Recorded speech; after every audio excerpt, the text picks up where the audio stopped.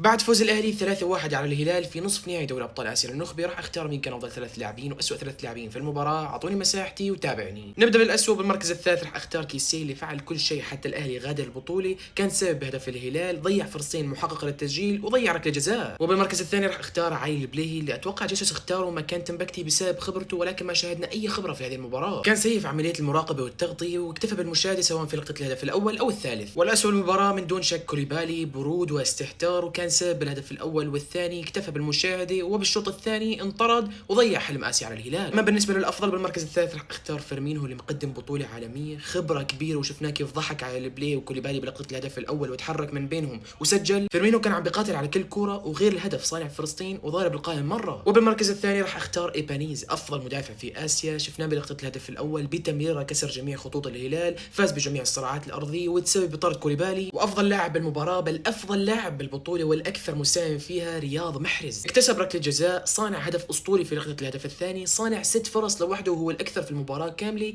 جميع قرارات محرز في المباراه كانت مثاليه.